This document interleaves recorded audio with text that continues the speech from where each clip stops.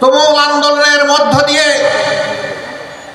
আপামর জনগণের সহযোগিতায় আল্লাহ তাআলা ফেসিবাদকে দুনিয়া থেকে বিদায় করেছেন, বাংলাদেশ থেকে বিদায় করেছেন।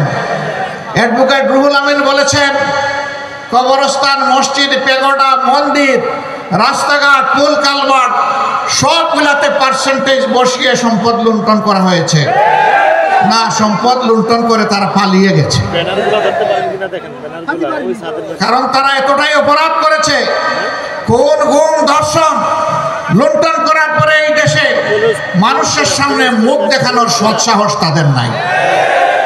সৎসাহস নাই বলেই তো তারা পালিয়ে গেছেন। আমরা তাদেরকে বলি, না, আসেন, আসেন, ফিরে আসেন, আমরা আপনাদের বিচারটা দেখতে চাই। কারণ আপনারা তখন বহু দেশপ্রেমিক নিরীহ মানুষ, আলিম, উলামা, হাফিজ, আইতাম, এদেশের বিরোধী দলের দেশপ্রেমিক নেতা কর্মীদেরকে নির্বিচারে খুন করেছেন। বিচারের নামে প্রহসন করে তাদেরকে দুনিয়া থেকে বিদায় দিয়েছেন। আপনারা তখন বলেছেন, আমরা কিছু করি নাই, আদালত সব কিছু করেছে। আমরাও আপনাদেরকে আদালতের কাছে সমঝাতে চাই, আসেন, ফিরে আসেন, এই দেশে আসেন, সৎসাহস থাকলে আসেন। যদি এই দেশ এবং মাটির প্রতি ভালোবাসা থাকে, যদি সত্যি দেশের মানুষকে ভালোবেসে থাকেন, তাহলে একা একা থাকেন না। একা থাকার দুঃখ বড় বৃথা। চলে আসেন, আমাদের কাছে আসেন, আমরা কাশেমপুরে আপনাদেরকে ভালো জায়গা করে দেব। এই কাশেমপুরের ভাত আল্লাহ আমার কপালে জুটায়নি, যদিও আমি বারবার জেলে গিয়েছি। জেলের ভাত আমার কিন্তু কিসমতে আসেনি। তো লোকেরা আমাকে জিজ্ঞেস করে, আপনি এতদিন বছরের পর বছর জেলে থাকলেন, আপনি জেলের ভাত খান নাই?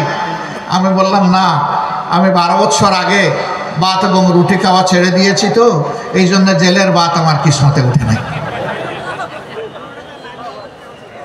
হ্যাঁ, আমি না খাই, কিন্তু আমার সঙ্গীদেরকে তারা খাওয়াইছে। আমিও বাধ্য হয়ে সরকারের পচা বাসে যা ওখানে দিয়েছে খেতে বাধ্য হয়েছি। তাতেও আমাদের কোনো দুঃখ নাই। আমাদের দুঃখের একটাই জায়গা, আমাদের দেশটার সব কিছু আপনারা ধ্বংস করে দিলেন। আমাদের শিক্ষা ব্যবস্থা, স্কুল, কলেজ, ইউনিভার্সিটিকে মুঘল বাহিনীর হাতে তুলে দিলেন। আমাদের উন্নয়নকে আপনারা লুটেরাদের হাতে তুলে দিলেন। বাংলাদেশ থেকে 26 লক্ষ কোটি টাকা আপনারা বিদেশে পাচার করলেন। দেশকে গড়লেন না, কিন্তু বিদেশের মাটিতে বেগমপাড়া গড়লেন।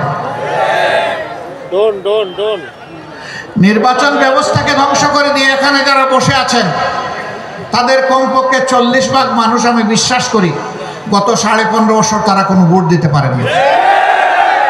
কি অপরাধ তারা করেছিলেন? প্রথম ভোটটা হলো, মানুষ এটাকে ঘৃণা করে প্রত্যাখ্যান করলো। ভোট কেন্দ্রের সামনে নিরীহ প্রাণীরা মনের শান্তিতে ঘুমায় থাকলো। আমি এই প্রাণীগুলোর নাম নিচ্ছি না, তখন পত্রপত্রিকা এবং মিডিয়ায় সেগুলো উঠে এসেছে। 18 সালে আপনারা করলেন মিডনাইট ইলেকশন, নিশিনাথের নির্বাচন, আর 24-এ এসে করলেন আমি আর মামু, আমি আর দামি, তাই না? একজন নৌকা থেকে ক্যান্ডিডেট, আরেকজন নৌকার দামি ক্যান্ডিডেট। আপনারা সর্বনাশ করলেন। এই অধিকারটার জন্যই তো লড়াই করে বাংলাদেশের স্বাধীনতা অর্জন হয়েছিল। পাকিস্তানিরা এই বুটের মূল্য দেয় নাই বলেই তো মানুষ জীবন বাজি রেখে যুদ্ধ করেছিল। এটাকেই দিলেন আপনারা শেষ করে। সম্মানিত ভাইয়েরা, তারা যা করার করেছে, এখন আমাদের তো কিছু দায়িত্ব আছে। আমরা দেশবাসী, শুধু জামাতে ইসলামী না, দেশের আপামর জনগণ, জাতি, ধর্ম, দল, মত নির্বিশেষে দেশের যাদের জন্ম হয়েছে, দেশটাকে যারা ভালোবাসে, আমরা সবাই মিলে এই দেশটাকে গড়তে চাই। ওরা আমাদের জন্য দেশের যে কঙ্কাল রেখে গেছে, সেই কঙ্কালে আমরা গোশত এবং চামড়া পরাতে চাই। ওরা উন্নয়নের নামে লুটতরাজের মহারাজ্য কায়েম করেছিল, আমরা মানুষকে ইনসাফ ভিত্তিক উন্নয়ন উপহার দিতে চাই। অ্যাডভোকেট রুহুল আমিন বলেছেন, চুয়াডাঙ্গাও বাংলাদেশের একটা জেলা, এখানেও 6টা উপজেলা আছে সম্ভবত, তাই না? হ্যাঁ, 4টা উপজেলা আছে, এটা একটা জেলা। আমরা কোনো কোনো জেলায় দেখি পাবলিক ইউনিভার্সিটি আছে, আবার টেকনোলজিক্যাল ইউনিভার্সিটি আছে, আবার সেখানে মেডিকেল কলেজ আছে, এগ্রো ইউনিভার্সিটি আছে, অনেকগুলা শিক্ষার এভিনিউ আছে। কিন্তু চুয়াডাঙ্গায় কিছুই নেই। তো চুয়াডাঙ্গা কি অপরাধ করেছে? চুয়াডাঙ্গা কি বাংলাদেশের অংশ নয়? এটা কি 64 জেলার একটা নয়? এই চুয়াডাঙ্গার কি বাংলাদেশের উন্নয়নে কোনো অবদান নেই? এখানকার কৃষকের মাঠে ফলানো শস্য দানা বাংলাদেশের মানুষ খায় না? যদি তা খেয়ে থাকে তাহলে চুয়াডাঙ্গাকেও তার ন্যায্য অধিকার এবং অংশ দিতে হবে। যে প্রতিষ্ঠানগুলোর কথা এখানে বলা হয়েছে, আমরা বর্তমান সরকারকে বলবো, আপনাদের মেয়াদ যেহেতু দীর্ঘ নয়, সব আপনারা পারবেন না। আগামী একনেকে ইনসাফের কারণে কমপক্ষে একটা প্রতিষ্ঠান এখানে দেন এবং অগ্রাধিকারের ভিত্তিতে একটা মেডিকেল কলেজ দেন। জন্ম নেওয়ার পর সুস্থতার জন্য এটি মানুষের সবচেয়ে বড় প্রয়োজন। 250 বেডের একটা হাসপাতাল আছে, কিন্তু তা মানসম্মত সেবা দিতে পারছে না।